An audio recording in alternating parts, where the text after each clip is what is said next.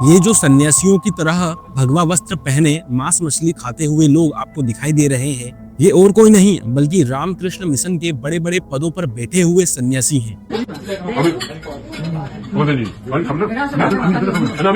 इनमें से ये जो व्यक्ति हैं, जिसे आपने पहले से ही एक बर्तन से मांस लेते हुए देखा है, उनका नाम है स्वामी सर्वप्रियानंद। YouTube में आपको रामकृष्ण मिशन के ज्यादातर चैनलों में इनके बहुत सारे वीडियोस मिल जाएंगे, वेदांत पढ़ाते हुए, अध्यात्म पढ़ाते हुए, भगवत गीता और उपनिषद पढ़ाते हुए। लेकिन रामकृष्ण मिशन में मछली खाना आम बात है। वो यह कहते हैं कि ये प्रसाद है, क्योंकि स्वामी विवेकानंद और स्वामी रामकृष्ण परमहंस ने भी नॉनवेज खाया था और स्वामी विवेकानंद जी कहते थे कि आपके मुंह के अंदर क्या जा रहा है ये जरूरी नहीं है, जरूरी ये है कि आपके मुंह से बाहर क्या आ रहा है। क्या आप लोगों से मधुर शब्द बोलते हो? क्या आप लोगों में परिवर्तन लाने वाली वाणी या उनको प्रेरित करने वाली बोलते हो? ये इम्पोर्टेंट है। स्वामी सर्वप्रियानंद जी सनातन और हिंदू धर्म में नॉनवेज खाने के ऊपर क्या बोलते हैं, आप ही सुन लीजिए। Remember that Swami Vivekananda's answer I can give you. He said that vegetarianism is actually a higher truth. If you want to be spiritual, it's better to be vegetarian than non-vegetarian. However, he made a point that he made it especially for Hindus. He said, religion has gone into your cooking pots. People in most religions and spiritual people and practitioners, non-vegetarian. One might be surprised to know most of the Buddhists are non-vegetarian. उन्होंने कहा है कि हिंदू धर्म में, सनातन धर्म में nonveg खाना तो आम बात है। कई धार्मिक संस्थाओं में नॉनवेज खाया जाता है। गौतम बुद्ध ने भी पोर्क, सुअर का मांस खाया था। उसके बाद उन्होंने अपना शरीर छोड़ दिया। आप देख सकते हैं इस वीडियो में कैसे ये सब लोग इस बात को सुनकर हंस रहे हैं। What was the last meal that the Buddha had? Pork. He died, but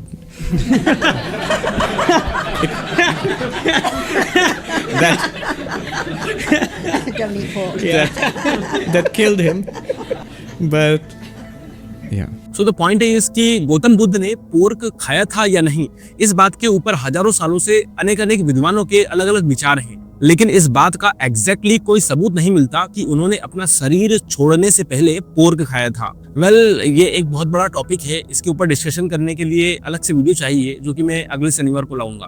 फिलहाल इसके बारे में बात करते हैं कि क्या स्वामी सर्वप्रियानंद जी सही बोल रहे हैं कि सनातन धर्म में नॉनवेज खाना नॉर्मल है।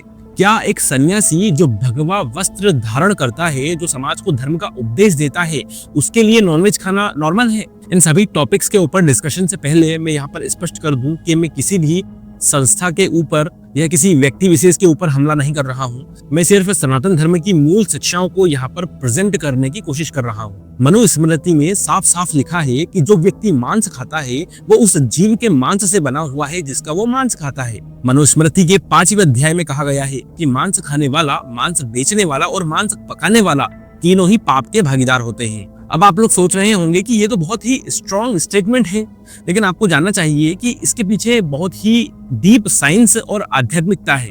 जब हम किसी जीव को मारते हैं तो उस जीव की चेतना, उसका दर्द, उसका डर, सब कुछ उस मांस में समा जाता है। और जब हम वो मांस खाते हैं तो सारी नकारात्मक ऊर्जा हमारे शरीर में समा जाती है। अब बात करते हैं भगवत गीता की। भगवान श्री कृष्ण ने गीता के 17वें अध्याय में 3 प्रकार के भोजन बताए हैं: सात्विक भोजन, राजसिक भोजन और तामसिक भोजन। सात्विक भोजन वो होता है जो शुद्ध हो, जो आयु को बढ़ाने वाला हो, जो बुद्धि को तेज करने वाला हो और जो स्वास्थ्य देने वाला हो। राजसिक भोजन वो होता है जो बहुत ज्यादा तीखा, खट्टा, नमकीन और गर्म हो। और तामसिक भोजन वो होता है जो बासी हो, दुर्गंध युक्त हो और जो अपवित्र हो। भगवान श्री कृष्ण ने साफ साफ कहा है कि मांस, मदिरा, मछली, अंडा, ये सब कुछ तामसिक भोजन की श्रेणी में आता है। और तामसिक भोजन करने वाले लोगों में तमोगुण की प्रधानता होती है, जिससे उनमें आलस्य, क्रोध, हिंसा और अज्ञान बढ़ता है। अब आप लोग कह सकते हैं कि यार अगर कोई सामान्य व्यक्ति खा रहा है तो उसकी बात अलग है, लेकिन एक सन्यासी जो केसरिया वस्त्र पहनता है उसके लिए तो ये बिल्कुल भी उचित नहीं है। दोस्तों, भगवा रंग त्याग का प्रतीक होता है, तपस्या का प्रतीक होता है। जब कोई व्यक्ति संन्यास लेता है तो वो संसार के सभी भोगों को त्याग देता है, वो अपनी इंद्रियों को वश में करता है, वो सात्विक जीवन जीने का संकल्प लेता है। अब अगर वही सन्यासी मांस, मछली खाने लग जाए तो फिर उसके सन्यास की क्या परिभाषा रह जाती है? तो फिर एक सन्यासी में और एक गृहस्थ में क्या फर्क रह जाएगा? महाभारत में भीष्म पितामह ने युधिष्ठिर को उपदेश देते हुए कहा है कि जो व्यक्ति दूसरे प्राणियों की हत्या नहीं करता वो सबसे बड़ा धर्मात्मा है। उन्होंने कहा है कि अहिंसा परमो धर्म, यानी अहिंसा सबसे बड़ा धर्म है और मांस खाना हिंसा का ही एक रूप है।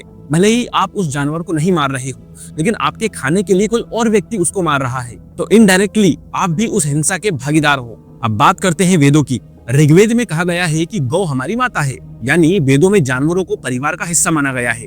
अथर्ववेद में लिखा है कि जो व्यक्ति पशुओं को सताता है या मारता है वो महापापी है। यजुर्वेद में भी कहा गया है कि हमें किसी भी जीव की हत्या नहीं करनी चाहिए। तो साफ है कि वैदिक परंपरा में कभी भी जीव हत्या या मांस खाना स्वीकार्य नहीं है। अब कुछ लोग तर्क देते हैं कि प्राचीन काल में ऋषि मुनि भी मांस खाते थे, तो ये बात बिल्कुल गलत है। हाँ, कुछ यज्ञों में पशु बलि दी जाती थी, लेकिन वो यज्ञ बहुत ही विशेष परिस्थितियों में होते थे और उन यज्ञों में मंत्रों की शक्ति से उस पशु को फिर से जीवित भी किया जाता था। ये एक आध्यात्मिक प्रक्रिया थी, न कि अपने स्वाद के लिए मांस को खाया जाता था। और फिर भी भगवान बुद्ध और महावीर स्वामी ने इस प्रथा का विरोध किया और अहिंसा के मार्ग को प्रतिष्ठित किया। उसके बाद से हिंदू धर्म में पशु बलि और मांस खाने का प्रचलन लगभग खत्म हो गया था। आप खुद सोचकर देखिए कि भगवान को क्या चढ़ाया जाता है? फल, फूल, तुलसी, चावल, दूध, दही, घी। क्या कभी भी किसी ने भगवान को मांस का भोग लगाया है? भक्ति का मतलब है भगवान के प्रति पूर्ण समर्पण, शुद्ध विचार, शुद्ध मन और शुद्ध भोजन। जब हम मांस खाते हैं तो हमारे मन में तमोगुण बढ़ता है और तमोगुण भक्ति का शत्रु है। भक्ति के लिए सत्वगुण चाहिए और सत्वगुण सात्विक भोजन से आता है। स्कंद पुराण में कहा गया है कि जो व्यक्ति मांस खाता है वो नरक को प्राप्त होता है। गरुड़ पुराण में भी मांस खाने वालों के लिए कठोर दंड का वर्णन है। पद्म पुराण में लिखा गया है कि मांस खाने से व्यक्ति की बुद्धि नष्ट हो जाती है और वो पाप कर्मों की ओर आकर्षित होता है।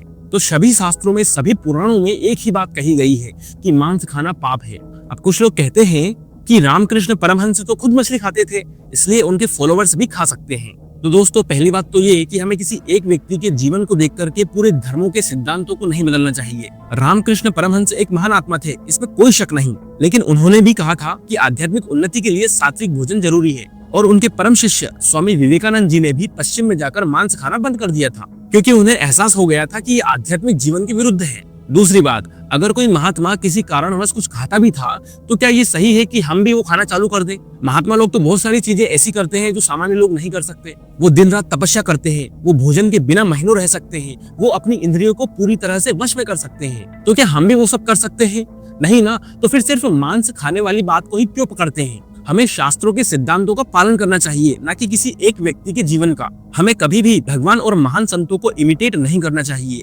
कृष्ण ने गोवर्धन अपनी उंगली पर उठाया था, हम नहीं उठा सकते। शिव जी ने हलाहल जहर पी लिया था, तो हम नहीं कर सकते। मतलब कि अगर हम उनकी लाइफ को इमिटेट करेंगे तो फिर हमारा नाश हो जाएगा। हमें उनकी शिक्षाओं को फॉलो करना चाहिए, उनके वचनों का पालन करना चाहिए। अब मैं आपको विज्ञान की दृष्टि से बताता हूँ कि मांस खाना क्यों गलत है। जब कोई जानवर मरता है, खासकर जब उसे बूचर खाने में मारा जाता है, तो वो बहुत ही डर और दर्द महसूस करता है। उस समय उसके शरीर में बहुत सारे तनाव के हार्मोन रिलीज होते हैं, जैसे कि एड्रेनलिन और कोर्टिसोल। ये हार्मोन उसके मांस में रह जाते हैं। जब हम वो मांस खाते हैं तो ये हार्मोन हमारे शरीर में चले जाते हैं और हमारे स्वास्थ्य पर बुरा असर डालते हैं। इसमें टेंशन, एंगर और एंजाइटी ये सब बढ़ता है। इसके अलावा मांस में बहुत सारे टॉक्सिक्स भी होते हैं। जानवरों को बीमारियों से बचाने के लिए एंटीबायोटिक्स दिए जाते हैं, उन्हें जल्दी बड़ा करने के लिए हार्मोन्स दिए जाते हैं। ये सब केमिकल्स उनके मांस में जमा हो जाते हैं और जब हम वो मांस खाते हैं तो ये सारे केमिकल्स भी हमारे शरीर में चले जाते हैं और कैंसर, हार्ट डिसीज, शुगर जैसी बीमारियों का कारण बनते हैं। WHO यानी विश्व स्वास्थ्य संगठन ने भी रेड मीट को कैंसर पैदा करने वाली चीजों की लिस्ट में डाला है। मांस उद्योग पर्यावरण के लिए भी बहुत हानिकारक है। जानवरों को पालने के लिए बहुत सारी जमीन, पानी और अनाज की जरूरत होती है। 1 किलो मांस बनाने के लिए 10 किलो अनाज और हजारों लीटर पानी लगता है। इतने अनाज और पानी में तो कई लोगों का पेट भर जाएगा। ये फायदे का सौदा है, बजाय कि आप 1 किलो मांस खाएं। अब मैं आपसे एक सवाल पूछता हूँ, अगर कोई आपके घर आए और आपके कुत्ते या बिल्ली को मारकर खा जाए तो आपको कैसा लगेगा? बुरा लगेगा ना? आप गुस्से में आ जाएंगे। तो फिर गाय, मछली, मुर्गी, बकरी, इन सब में क्या फर्क है? वो सब भी तो जीव हैं, उनमें भी जीवन है, उनको भी दर्द होता है। सिर्फ इसलिए कि वो बोल नहीं सकते तो हम उनको मार दें? भगवान ने हर जीव को जीने का अधिकार दिया है। हम कौन होते हैं उनसे उनका जीवन छीनने वाले? इवन भगवान ने भगवत गीता में बोला है कि वो सभी जीवों के हृदय में विराजमान है। तो जो व्यक्ति किसी भी जीव को मारता है वो भगवान को ही चोट पहुंचा रहा है। अब आप जानते होंगे कि हिंदू धर्म में कर्म का सिद्धांत कितना महत्वपूर्ण है। जैसा कर्म करोगे वैसा फल मिलेगा। अगर हम किसी जीव को मारते हैं या मारकर खाते हैं तो हमें भी उसका फल भोगना पड़ेगा। हो सकता है इस जन्म में ना मिले, अगले जन्म में मिले, लेकिन कर्म का फल तो मिलेगा ही। इसलिए इंटेलिजेंट व्यक्ति वही है जो ऐसे काम करेगा जिससे उसका भविष्य उज्जवल होगा। वो ऐसा काम कभी नहीं करेगा जिसकी वजह से उसे नरक जाना पड़े। मैं आपको एक और बात बताता हूँ। बड़े बड़े योगी, संत, महात्मा जैसे कि महर्षि पतंजलि, आदि शंकराचार्य, रामानुजाचार्य, मध्वाचार्य, चैतन्य महाप्रभु, तुकाराम, मीराबाई, तुलसीदास, सूरदास, कबीरदास, नानक देव, ये सभी सख्त शाकाहारी थे। उन्होंने कभी मांस को हाथ भी नहीं लगाया और ये वही लोग हैं जिन्होंने भारतीय संस्कृति और धर्म को स्थापित किया। संत कबीरदास जी ने कहा था कि जो मांस खाता है और कहता है कि वो भगवान का भक्त है तो ये असंभव है। उन्होंने साफ शब्दों में कहा है कि मांस खाने वाला कभी भी भगवान को नहीं पा सकता। संत तुलसीदास जी ने रामचरितमानस में लिखा है कि परहित सरिस धर्म नहीं भाई, पर पीड़ा सम नहीं अधमाई, यानी दूसरों की भलाई से बड़ा कोई धर्म नहीं और दूसरों को दुख देने से बड़ा कोई पाप नहीं। तो जब हम नॉनवेज खाते हैं तो ये किसी जीव को दुख देने जैसा है, जिससे बड़ा कोई पाप नहीं है। गुरु नानक देव जी ने भी कहा था कि मांस खाने से मन अशुद्ध होता है। उन्होंने कहा कि असली मनुष्य वो है जो किसी को दुख नहीं पहुंचाता और सबके साथ प्रेम से रहता है। स्वामी विवेकानंद जी ने भी अपने जीवन के अंतिम वर्षों में मांस खाना पूरी तरह छोड़ दिया था और उन्होंने कहा था कि भारत की असली ताकत उसकी आध्यात्मिकता और शाकाहार में है। अब मैं उन लोगों से कहना चाहता हूं जो कहते हैं कि हम सिर्फ झटके वाला मांस खाते हैं, उसमें कोई दर्द नहीं होता। तो भाई आप झटके वाला खाओ या हलाल वाला, जानवर को उसमें मरना तो पड़ता ही है ना, उसमें दर्द तो होता ही है, उसकी जान तो जाती ही है। और जो जानवर मरने से पहले क्या सोचता है, क्या महसूस करता है, वो आप कैसे जान सकते हैं? वो अपने परिवार से अलग हो रहा है, अपने बच्चों से अलग हो रहा है, उसे भी तो जीवन जीने का हक है, भगवान ने उसे भी जीवन दिया है। दोस्तों, आज के समय में बहुत से युवा भ्रमित हो रहे हैं। उन्हें लगता है कि आधुनिक बनना है तो मांस खाना चाहिए, शराब पीनी चाहिए, लेकिन ये सब आधुनिकता नहीं, अज्ञानता है। असली आधुनिकता तो ये है कि हम धर्म को विज्ञान के साथ जोड़ करके कैसे अपना भला करें, इस समाज का भला करें और पूरी सृष्टि का भला करें। पश्चिमी देशों में भी अब लोग शाकाहार की तरफ लौट रहे हैं, क्योंकि उन्हें समझ आ गया है कि मांस खाना न सिर्फ स्वास्थ्य के लिए बल्कि पर्यावरण के लिए भी हानिकारक है। अब बहुत लोग बोलेंगे कि अगर मांस नहीं खाएंगे तो प्रोटीन कैसे मिलेगा, ताकत कैसे आएगी? तो ये एक बहुत ही बड़ा भ्रम है कि सिर्फ मांस में ही प्रोटीन होता है। दाल में भरपूर प्रोटीन होता है, दूध में प्रोटीन होता है, पनीर में प्रोटीन होता है, छोले में, राजमा में, सोयाबीन में, मूंगफली में, बादाम में, काजू में, इन सभी में प्रोटीन होता है और ये सभी शुद्ध प्रोटीन है, इनमें कोई टॉक्सिन नहीं है। दुनिया के बहुत से एथलीट, बॉडी बिल्डर और खिलाड़ी शाकाहारी हैं और वो बहुत स्वस्थ और मजबूत हैं। तो ये कहना कि मांस के बिना ताकत नहीं आती बिल्कुल गलत है। भारत में हमारे पहलवान, हमारे योद्धा, ये सब कोई शाकाहारी थे। दूध, घी, बादाम, काजू, मखाने, ये सब खाकर वो इतने शक्तिशाली होते थे कि एक अकेला व्यक्ति 10 का सामना कर सकता था। हमारे पूर्वजों ने हजारों साल तक शाकाहार पर जीवन जिया और वो बहुत स्वस्थ और दीर्घायु थे। आज के समय में इतनी सारी बीमारियां बढ़ रही हैं, उसका कारण भी यही है कि लोगों ने अपनी संस्कृति को और अपने खान पान को छोड़ करके पश्चिमी वेस्टर्न कल्चर को अपनाया है, वेस्टर्न खान पान को अपनाया है। अब मैं फिर से उन संतों के बारे में बात करना चाहूंगा जो इस वीडियो में नॉनवेज खा रहे हैं। देखिए, हर कोई अपने कार्यों के लिए खुद जिम्मेदार है, लेकिन जो लोग समाज को उपदेश देते हैं, धर्म का प्रचार करते हैं, उनकी जिम्मेदारी और भी ज्यादा बढ़ जाती है, क्योंकि लोग उन्हें देखकर प्रेरणा लेते हैं। अगर एक साधु नॉनवेज खाएगा तो उसके हजारों फॉलोअर्स भी मांस खाना शुरू कर देंगे और ये सोचेंगे कि अगर साधु खा सकता है तो इसमें कोई बुराई नहीं। इसलिए मैं सभी संतों से विनम्रता पूर्वक निवेदन करता हूँ कि अपने शास्त्रों को पढ़ें, वैदिक सभ्यता को समझें और मांस खाना बंद करें। अगर वे खुद को सन्यासी कहते हैं तो सन्यास के नियमों का पालन करें। और मैं आप लोगों से भी कहना चाहूंगा कि आप लोग किसी के बहकावे में मत आइए। आप लोग शास्त्रों को पढ़िए, उन्हें समझिए और उसके अनुसार अपना जीवन जिए। भगवत गीता, रामायण, महाभारत, पुराण, वेद, ये सब हमारी अमूल्य धरोहर है। इनमें जीवन जीने का सही तरीका बताया गया है। अंत में मैं बस यही कहना चाहूंगा कि नॉनवेज खाना हमारे सनातन धर्म में, किसी भी वैदिक परंपरा में, किसी भी संप्रदाय में स्वीकार्य नहीं है। शास्त्रों में सभी महापुरुषों ने अहिंसा और शाकाहार का समर्थन किया है। अगर हम सच्चे भक्त बनना चाहते हैं, अगर हम भगवान के करीब जाना चाहते हैं, तो हमें सात्विक जीवन जीना होगा और सात्विक जीवन की पहली शर्त है शाकाहारी भोजन। मैं ये नहीं कह रहा हूँ कि जो लोग नॉनवेज खाते हैं वो बुरे हैं, नहीं। कुछ लोग अज्ञानतावश नॉनवेज खाते हैं क्योंकि उन्हें सही जानकारी नहीं मिली है। उन्हें नहीं पता है कि शास्त्रों में क्या लिखा है, उन्हें नहीं पता है कि मांस खाने से क्या नुकसान होता है। लेकिन अब आपको पता चल गया है, तो अब आपकी जिम्मेदारी है कि आप सही रास्ते पर चलें। देखिए, हमारे भारत देश में पूरी दुनिया की अपेक्षा सबसे ज्यादा शाकाहारी लोग हैं।